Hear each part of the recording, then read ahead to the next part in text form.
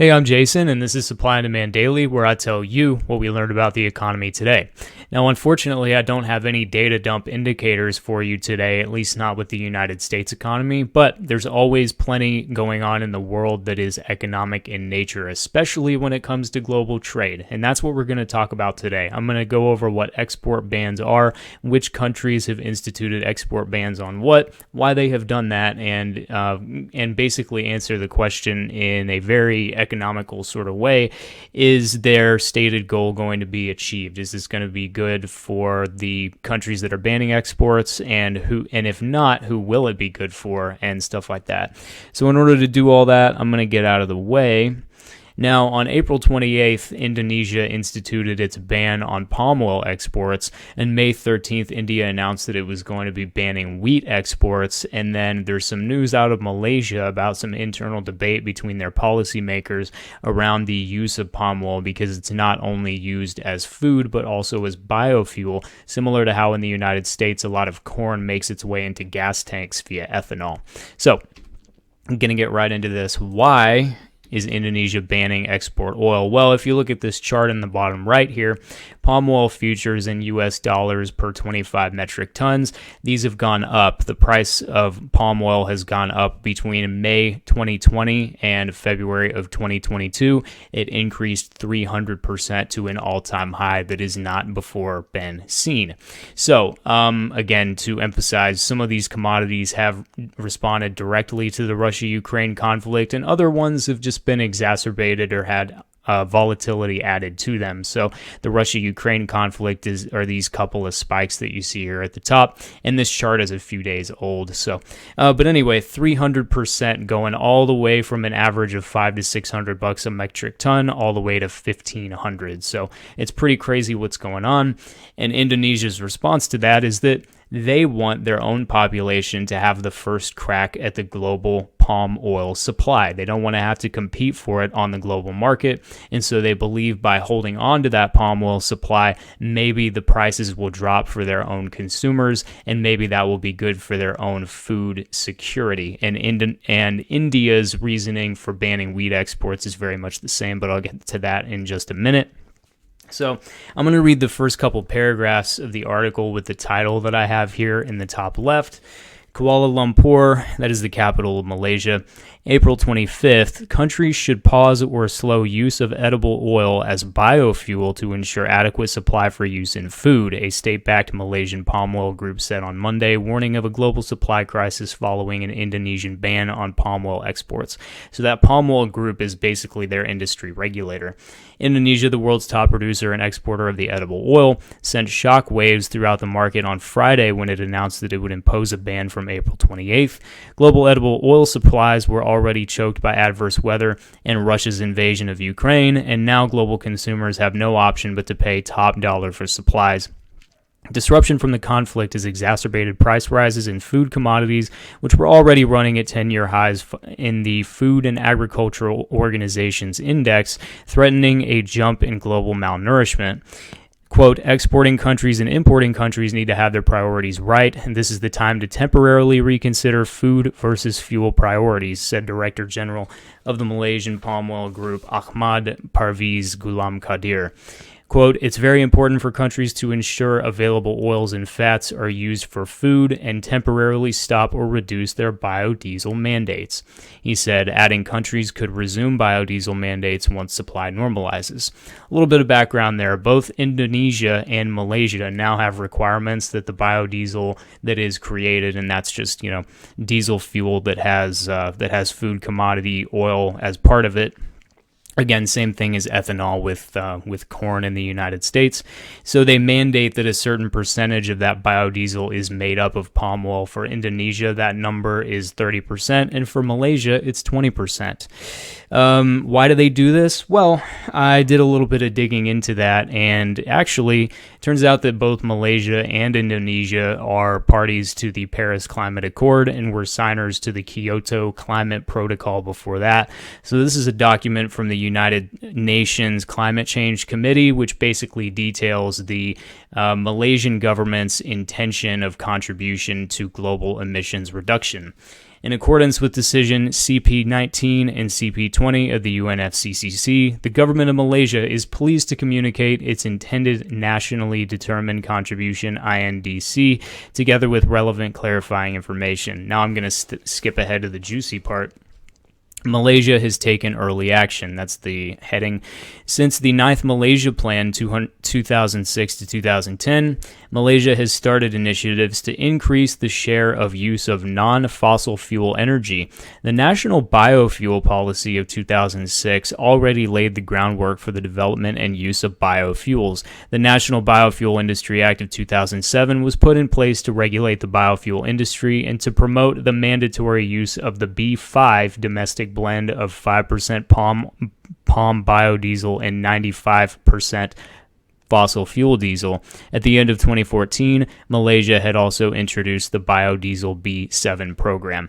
And so these B5, B7, well, Malaysia is now on B20, as in the contribution to the biofuel needs to be 20% palm oil.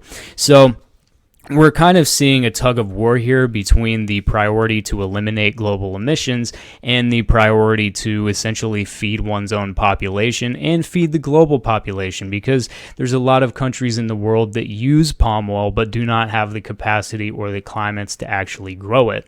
And so far, the government of Malaysia has not budged on its use of on its mandate that this 20% palm oil requirement be instituted. It was originally supposed to start in 2020. COVID caused some difficulties with that, so they're really trying to make sure that it is fully instituted now in 2022. Just to point out some potential causes here, and whatever your feelings are about global cooperation on climate change mitigation, I'm only sharing this information because people have been saying for a long time that whatever you feel is the right policy here, it's not going to be free, and we're now seeing a situation where we're seeing a tug of war between, again, global nutrition and emissions reduction. And so that's a very important tug of war that I think has been underappreciated for several years. And it's very easy not to think about that juxtaposition when you're in a commodity abundant environment. But then once you start to see shortages in these things, then again, like the ministers of the industry regulator in Malaysia are saying, there has to be a priority, and I think most people would probably advocate for that priority to be food. Moving on.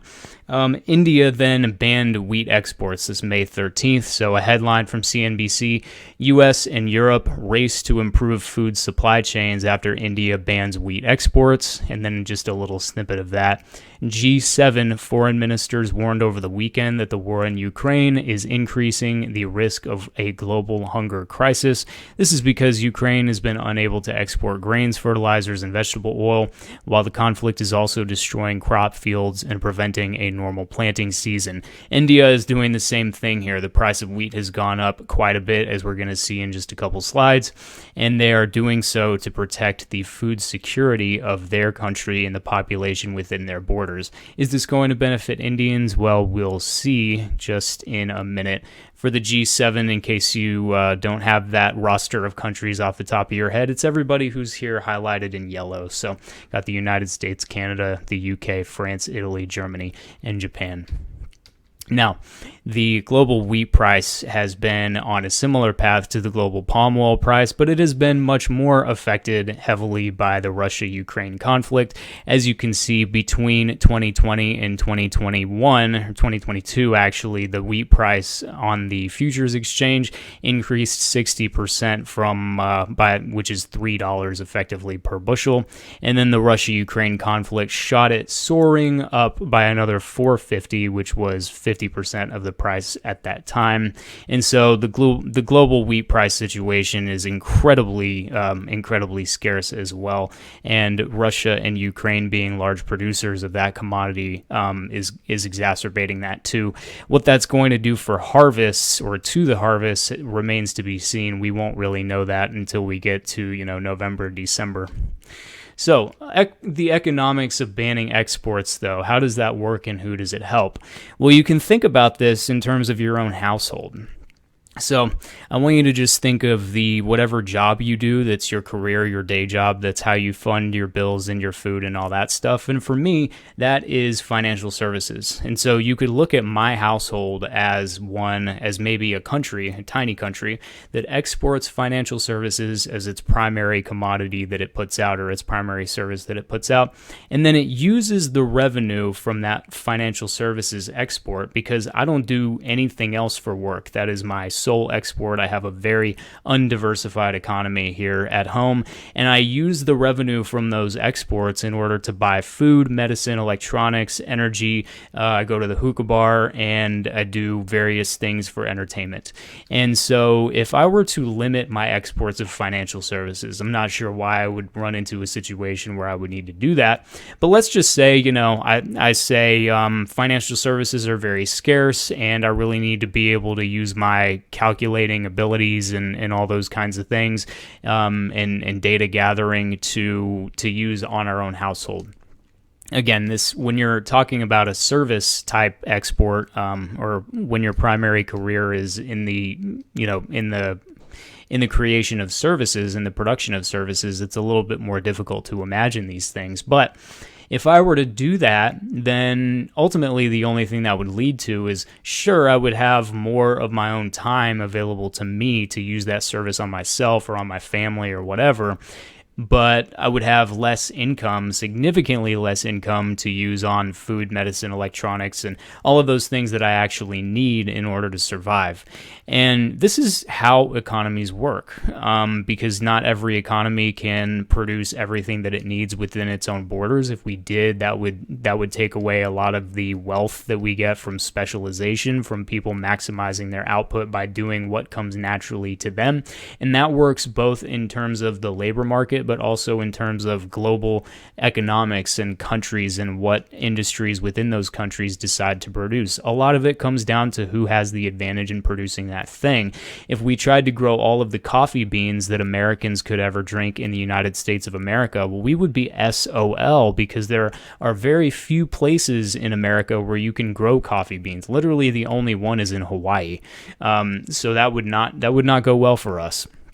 And so to pan that out, let's take India's economy. I did a little bit of research from OEC, which provides a lot of data on imports and exports for virtually every country in the world. But they export a lot of wheat, a lot of cotton, a lot of medicine. A lot of the COVID vaccines were made in India, and a lot of rice. And they use that revenue. Again, not all countries can produce everything they need within their own borders, and most can't. They use that revenue in order to buy crude oil, in order to buy petroleum, palm oil, fertilizer, and circuits. And they need a lot of these imports in order to be more efficient in their process of exporting, because you can't make a tractor out of wheat, and you can't make a tractor out of medicine, and you can't make one out of rice, and you certainly can't make one run off of any of those commodities. So what do you have to do? In order to make your tractor run, in order to harvest the wheat, you have to import crude oil, or you have to import petroleum from a country that can produce it. And in order to process the wheat into a usable form, because nobody goes around just snacking on wheat grains, raw, they have to be ground up into flour. They have to be processed so that you can turn it into bread. And the same thing has to be done with rice. A lot of enriched rice comes out of India, and it takes a great deal of energy to do that. So the crude oil and the petroleum, in order to make that stuff happen, in order to make your exports exportable or consumable by your own population, a lot of the revenue that you're using to do that comes from the exportation of the commodities that India is looking to put a cap on, or to ban the export of altogether. Primarily here talking about wheat. So does it really achieve the goal of food scarcity for the country in question? Probably not, because if you think about it, we have exporting wheat farmers in India who are not going to be very happy about the fact that they can't export that commodity, and they're going to have less income. They have an opportunity to make more income off of the elevated global prices of these commodities, of the elevated global price of wheat. and they're not allowed to. And that doesn't just hurt the exporting wheat farmer, it also hurts everybody downstream from them, because the exporting wheat farmer would most certainly use their export dollars to demand other things from other pieces and parts of the Indian economy. And if they're not allowed to do that because their government says they can't, then what's going to happen? It drops demand to all of the other industries that they would be sourcing their stuff from, because wheat farmers are not just eating their own wheat, and they have to have these other inputs as well. They have to have inputs from other parts of the Indian economy. So that's how to think about these things in terms of export bans. And then another thing that you can think about is, what's the difference between an export ban and a sanction? The United States decided to sanction Russia to stop the import of certain commodities and other products from Russia.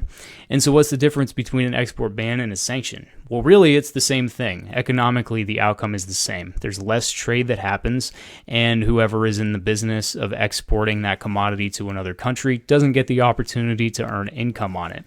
So the only difference between a sanction and an export ban is who makes the decision and who enforces the rule.